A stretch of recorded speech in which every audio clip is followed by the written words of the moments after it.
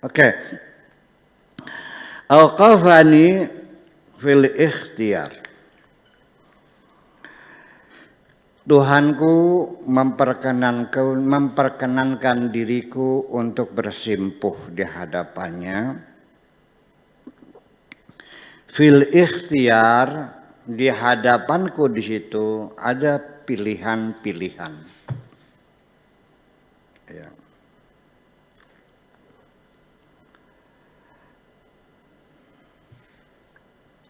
Wa qala li, dan dia berkata kepadaku, kulluhum marda. Itu semua orang-orang itu sakit semua.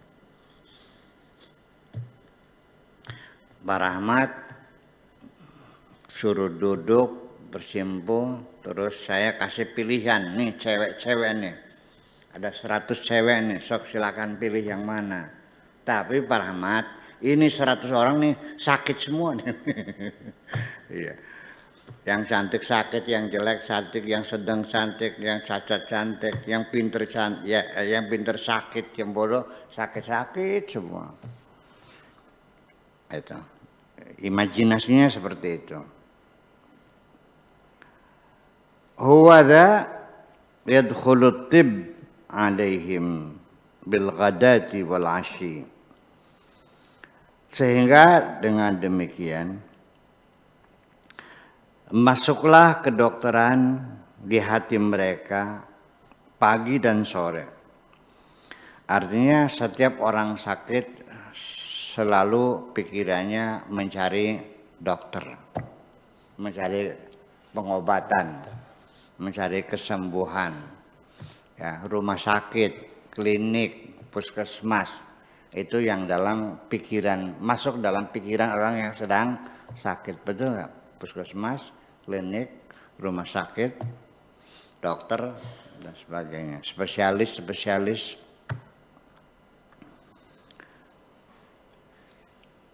Wa ukhatibuhum ana ala alsinatit tib. Tetapi aku berbicara ana ala alsinatit tib. Aku yang berbicara dengan menggunakan lisan atau bahasa kedokteran. Aku yang berbicara dengan bahasa kedokteran. Wal atibba, dan bahasanya para dokter. Aku yang berbicara. Aku yang menginstruksikan, aku yang mengomandoi, aku yang memerintahkan, dan aku yang mempersiapkan semuanya.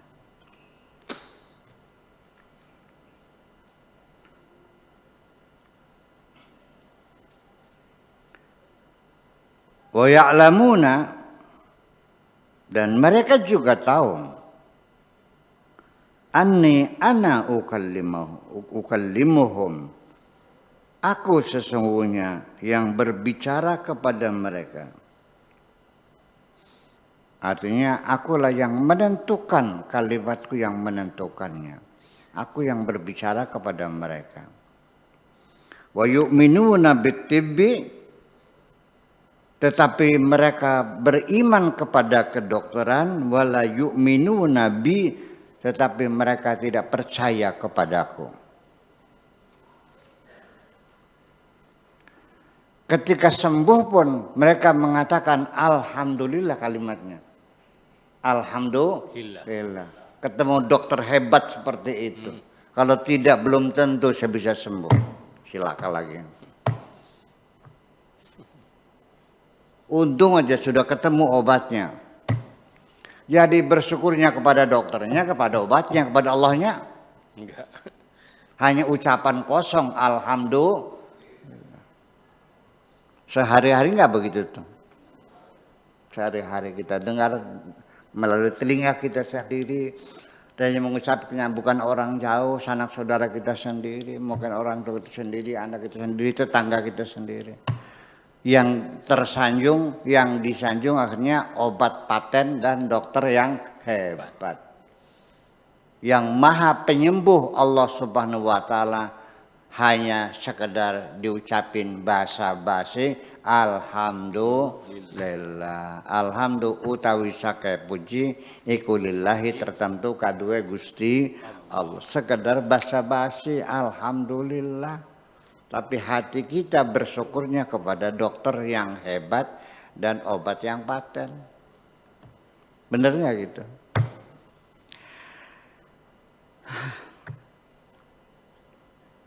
Wa yasumuna litibbi, dan mereka juga mau melakukan puasa untuk kedokteran, untuk kesehatan. Kata dokternya diet Pak ya, baik dia puasa dia. Ya, dengan penuh semangat dia puasa. Wala yasumuna li, mereka puasa bukan untuk aku kok, untuk kedokteran, untuk kesehatan. Kalau diet semangat ya. Kalau masuk bulan puasa meriang enggak? Iya, meremang-remang bulu romanya. Iya. Ini kita tidak usah Anda ceritakan kondisi psikologi Anda seperti itu. Tapi tolong yang seringlah Anda merenung atas diri Anda sendiri. Apakah Anda masih seperti itu? Ketika masuk bulan puasa masih meremang-remang bulu romamu. Nanti sahurnya apa, nanti bukbernya apa dan sebagainya. Dan masih terbayang nanti aku seharian kelaparan, haus dan dahaga. Ya. Dan sudah, nggak usah diceritakan barang. Kalau Anda sadar masih lemah iman semacam itu, ya tolong ditingkatkan lagi. Itu aja kok persoalannya. Iya, sebagaimanapun juga kita ini tidak pernah merasa aman hidupnya kalau belum beriman kok. Iya, kita tidak merasa selamat hidup ini kalau kita belum Islam kok. Dan kita tidak merasa belum ada artinya hidup ini kalau kita belum berihsan. Paham Pak Rahmat? Saya ulangi lagi. Kita tidak akan pernah merasa aman hidup ini kalau belum beriman. Dan kita tidak akan bisa merasakan selamat kalau kita belum Islam. Dan kita belum merasakan hidup ini tidak ada artinya. Kita merasakan hidup ini tidak ada artinya kalau kita belum berihsan. Ya ada. Jadi kita kembangkan lagi pikiran ini. Bukan hanya ketika sakit saja. Ya, yang menolong kita dokter, obat kita, dan kita berterima kasih, menghormati, menghargai kedokteran. Bukan hanya masalah penyakit saja, materi pun ketika kita kurang dana. Ya, ketika kita mendapat bantuan dari saudara, dari teman, dari kerabat. Padahal hakikatnya itu bantuan dari Allah. Melalui mereka. Yang disanjung siapa? Iya. Ya Allah, alhamdulillah. Alhamdulillah dulu ngomongnya. Alhamdulillah hari ini saya ketemu dengan orang yang baik sekali. Padahal kenal juga enggak sebelumnya. Baru pertama kali ketemu. Ya Allah, 100 juta langsung cash. Ya kan? Dan itu jadi bahan cerita kepada orang-orang lain. Ada orang zaman sekarang tahun 2022, ada orang yang baik hati. 100 juta tanpa agunan, tanpa jaminan, percaya kepada saya langsung cash. Iya. Alhamdulillah, akhirnya utang saya terlunasi. Sehingga akhirnya mobil yang nggak jadi disita. Iya, kios nggak jadi disita. Alhamdulillah ya Allah, baik sekali. Itu semuanya tertuju kepada kebaikan seorang. Dia tidak pernah tersentuh jiwanya bahwa orang itu hakikatnya disuruh oleh Allah untuk menolong kita. Allah menolong kita melalui seseorang yang ditunjuk oleh Allah. Jadi ketika Anda dapat kiriman duit dari pos, wesel, atau dari bank, dan Anda terima uang itu dari kantor pos, ya, atau dari bank, kiriman dari alok kamu, dari keponakan kamu yang ada di Korea sedang kerja, kirim uang 5 juta melalui bank, Anda terima uang dari kasir, teller ya. Anda berterima kasihnya kepada teller apa kepada alok, kepada keponakan yang mengirim uang? Pada alok. Hah? Pada alok.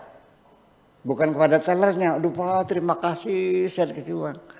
Jadi orang yang berterima kasih kepada pengantar rezeki yang ditunjuk Allah sama dengan Anda berterima kasih menyanjung tukang pos. Tidak menyanjung yang mengirim uang Anda. Guys, kaharte. Sehari-hari Pak Edi gitu tuh. Sehari-hari. Iya, kita nggak paham. Sholat mah rajin, puasa rajin, zikir rajin, tapi pemikirannya seperti itu. Itulah makanya Abul Hasan Asyadzuli min Allah wa min auliyaillah mengatakan ibadatul qulubi khairun min ibadatil jawarih. Ibadah hati, membenahi jiwa kita ini, hati kita ini jauh lebih hebat daripada kerja fisik ini. Iya, dengan gada-gede, iya. Dengan nyungsep lagi. Tapi hatimu keropos, hatimu tidak tahu berterima kasih kepada Tuhan. Itulah kira-kira. Ya, benih aja lah gitu. Nah, setelah itu sudah saya terangkan begitu, masih ada penyangkalan. Tapi kan sebabnya kan melalui Buya saya membantu seseorang karena saya diperintahkan oleh dununganku, oleh majikanku untuk menolong orang itu. Ketika saya tidak disuruh, hati saya tidak bergerak. Seringkali orang datang minta bantuan kepada saya, hati saya tidak bergerak kok. Ya sudah, saya tidak memaksa. Kalau saya maksa berarti nuruti nafsu dong. Yang datang perempuannya cantik, ayo dibantu enggak? Ya iya, itu persoalannya. Jadi jangan, tidak semua apa yang kebaikan yang kita lakukan itu disuruh oleh Allah kok, suruh oleh nafsu kita juga. Ya, nah itu. Jadi artinya bahwa ya karena orangnya cantik ya kita tawarin, kita pergi kemana kita antar, ditawarin suruh nginep di sini, dicarikan hotelnya ya karena cantik. Kalau jelek ada ikut bermain nafsu kita dalam semua kebaikan yang kita lakukan. Makanya perlu ikhlas tuh dibersihkan dari hal-hal yang semacam itu. Ya, karena bagaimanapun sudah masuk dalam peribahasa. Kita berbuat sesuatu tapi ada kepentingan yang lain ikut menungganginya. Nah, makanya sama dengan menyelam sambil ngerti enggak? Tugasnya menyelam, tapi ya kesempatan lah sebelum itu jadi peribahasa. Peribahasa itu kan pengalaman kemanusiaan yang diucapkan berulang-ulang dan menjadi teladan bagi masyarakat. Itu namanya peribahasa. Kalau bahasa lain namanya al-amsal, ya, diulang-ulang. Kalau bahasa Arab itu banyak sekali peribahasa. Oh, banyak, setebal ini buku peribahasa. Ya, kalau bahasa Indonesia kan nggak banyak ya, dikit ya. Peribahasa itu air susu dibalas dengan air tuba. Bahasa kitanya anak petek cilike, ya. Ada ikan peteknya, udang dibalik batu, ya gitu, air susu di balik air tuba, kacang lupa kulitnya. Itu kan peribahasa diulang-ulang, masuk dalam kalimat-kalimat dalam kita berceramah, dalam kita berikan mau'izah dan sebagainya. Nah, Jadi menyelam sambil minum air. Ketika kita lagi menjalani tugas perintah Tuhan untuk menolong seseorang, karena yang ditolong itu cantik, kita berlebih-lebihan kok. Betul nggak? Atau juga kalau itu karena tamunya tuh kasepuhan, ulama besar, itu juga sama. Tidak pakai standar tuh, dilebih-lebihin kan gitu. Sampai kita utang sana, utang sini.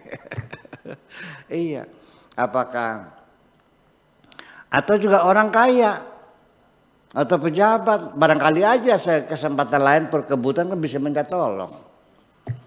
Jadi tidak sedikit banyak ya penumpang-penumpang gelap.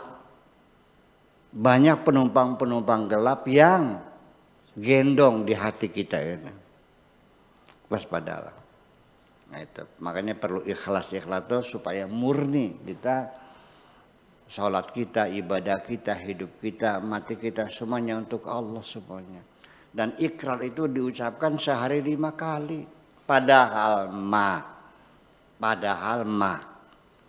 inna sholati wa nusuki wa mahyaya wa mamati lillahi rabbil alamin.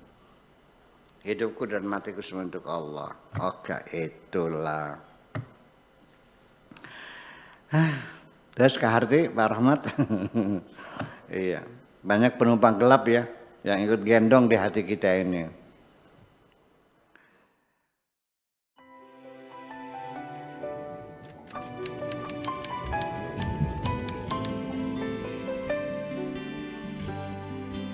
Aku hanya ingin berbagi kebahagiaan dan tidak menggurui siapapun. Terlalu sulit bagiku untuk menyalahkan siapapun. Akan tetapi apabila ada orang yang ingin mengisi raporku, tentu aku sangat gembira sekali. Dan kujamin aku tidak akan sakit hati sedikit.